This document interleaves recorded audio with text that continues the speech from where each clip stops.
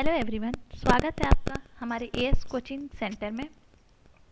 अगर आप home science subject से किसी एग्ज़ाम की तैयारी कर रहे हैं तो मेरे चैनल पे जितने भी वीडियो हैं वो सारे आपके लिए काफ़ी हेल्पफुल होंगे। और वीडियो अच्छी लगे तो लाइक शेयर सब्सक्राइब ज़रूर करें, क्योंकि आपका एक लाइक, एक शेयर, एक सब्सक्राइब मुझे मोटिवेट करता है। तो प्लीज़ एक लाइक, एक शेयर, एक सब्सक्राइब ज़रूर करें। तो आज मैंने 35 प्रैक्टिस सेट ला चुकी हूँ, उसके आगे भी मैं प्रैक्टिस सेट लाऊंगी। बट आज मैंने सोचा कि आप सबके लिए कुछ वन लाइनर इम्पॉर्टेंट क्वेश्चन लाया जाए। हालांकि क्विक रिवीजन में मैंने ऑलरेडी 500-700 क्वेश्चन वन लाइनर डाल चुकी हूँ। तो आप जाके वहाँ चैनल पे देख सकते हैं, या फिर डिस्क्रिप्शन में दिया गया है टेलीग्राम लिंक, वहाँ से जाके आप क्विज रिवीजन वाले वीडियो वन लाइनर आप देख सकते हैं। ये कुछ इंपॉर्टेंट क्वेश्चन थे जिसे मैंने नोट डाउन किया था, वो आपके साथ मैं अभी शेयर कर रही हूँ। वीडियो अच्छी लगे लाइक शेयर सब्सक्राइब ज़रूर करें। तो आते हैं, हम देखते हैं आज के इम्पोर्टेंट क्वेश्चन। हालांकि इसमें एक आध क्वेश्चन डाउटफुल है, बट अगर आपको उसका आंसर कुछ दूसरा मिले तो मुझे कमेंट सेशन में ज़रूर बताइएगा, क्योंकि मुझे भी डाउट है उसमें और मैंने बहुत सर्च किया है, मुझे कुछ पता नहीं चल रहा है। तो अगर आपको पता हो तो कमेंट सेशन में ज़रूर बताइएगा। जो क्वेश्चन डाउटफुल है तो वो मैं बोल दूँगी कि ये, वैसे इसमें एक ही क्वेश्चन डाउटफुल है। और चलिए आते हैं पहले क्वेश्चन पे। कौन सी वसा स्वस्थ मानी जाती है? तो असंतृप्त वसा स्वस्थ मानी जाती है। ऑस्टियोपोरोसिस विटामिन डी की कमी से वृद्धावस्था में होती है, और वृद्धावस्था में होती है विटामिन डी की कमी से। और वयस्कावस्था में कौन सी होती है? तो ऑस्टियोमलेशिया। और बच्चे जब छोटे होते हैं तो बच्चों में कौन सी होती है विटामिन डी की कमी से? तो वो होती है रिकेट्स। तो चलिए आते हैं नेक्स्ट पर। शरीर की आंतरिक क्रियाओं को नियंत्रित करने वाला पदार्थ कौन है? तो वो होता है विटामिन।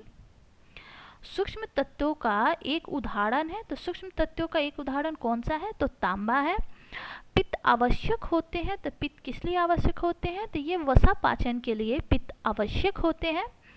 एंड नेक्स्ट है कि एमाइलेज को डैश कहते हैं, तो एमाइलेज को हम टाइलिन एंजाइम भी कहते हैं। एंड शर्करा को वर्गीकृत किया गया है तो गैर विकारी खाद्य पदार्थ में। शर्करा को किस में वर्गीकृत किया गया है? तो गैर विकारी खाद्य पदार्थ में। दूध में सबसे ज़्यादा मात्रा प्रोटीन की होती है। एंड स्टार्च या कार्बोहाइड्रेट के पाचन के लिए उत्तरदायी है, तो क्या होगा? तो स्टार्च एंड कार्बोहाइड्रेट के पाचन के लिए एमाइलेज, जिसे हम टाइलिन भी कहते हैं, यहाँ पे हमने देखा एमाइलेज को हम टाइलिन भी कहते हैं। तो ऑप्शन में कुछ भी दे सकता है, एमाइलेज या फिर टाइलिन, इसलिए मैंने हर जगह वो नाम सबमिट किया हुआ है ताकि आपको कन्फ्यूजन ना हो एग्ज़ाम में। तो स्टार्च या कार्बोहाइड्रेट के पाचन के लिए एमाइलेज या फिर टाइलिन उत्तरदायी है। और जैम जेली में बढ़ने वाले उस जीव, हाँ यही क्वेश्चन है जो मुझे डाउटफुल लग रहा है। आप इसका आंसर प्लीज़ मुझे बताइएगा, और मैं अपने स्तर पे सर्च की हूँ, मैं वो भी आंसर बताऊँगी, और जो बाकी कोचिंग संस्थान वाले आंसर बता रहे हैं वो भी बता दूँगी।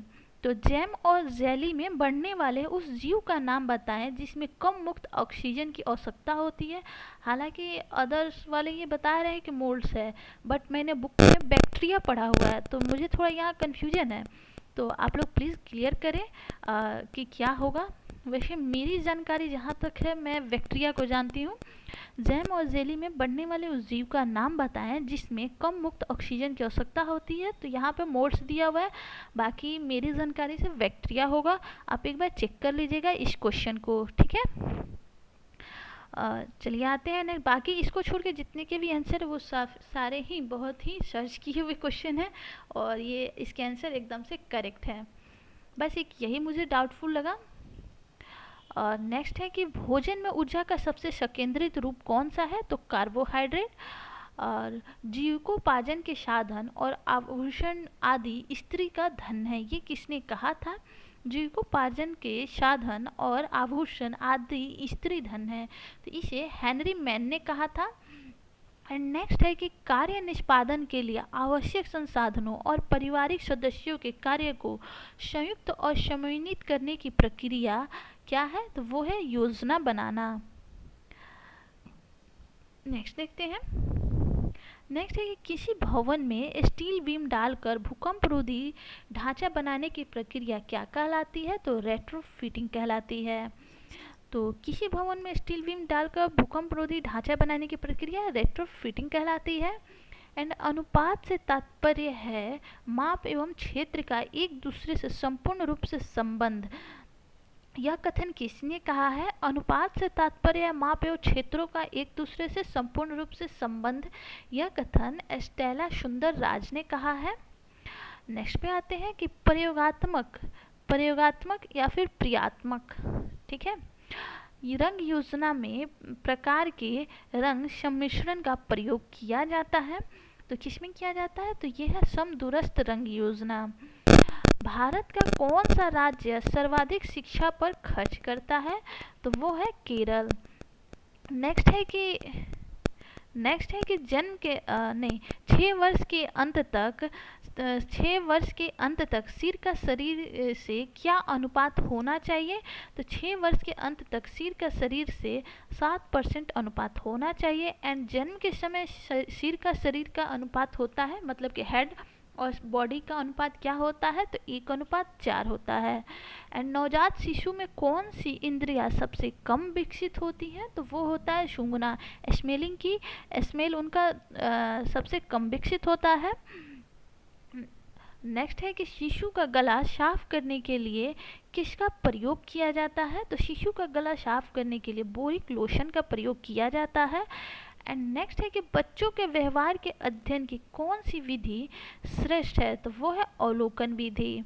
एंड वस्तुनिष्ठ परीक्षण मुख्यतः आधारित होता है तो किस पे होता है? तो स्मरण पे। तो ये थे वन लाइनर आज के 23 क्वेश्चन। हालांकि इसके बाद में अगर मुझे टाइम मिलता है तो मैं सोच रही हूँ प्रैक्टिस शीट भी लाने का। 36 नंबर प्रैक्टिस शीट वो लाऊंगी। और ये आपको क्वेश्चन कैसे लगे, अच्छे लगे तो प्लीज़ लाइक शेयर सब्सक्राइब ज़रूर करें, क्योंकि आपका एक लाइक, एक शेयर, एक सब्सक्राइब मुझे मोटिवेट करता है। तो please do like share and subscribe. Thanks for watching. मिलते हैं नेक्स्ट वीडियो में।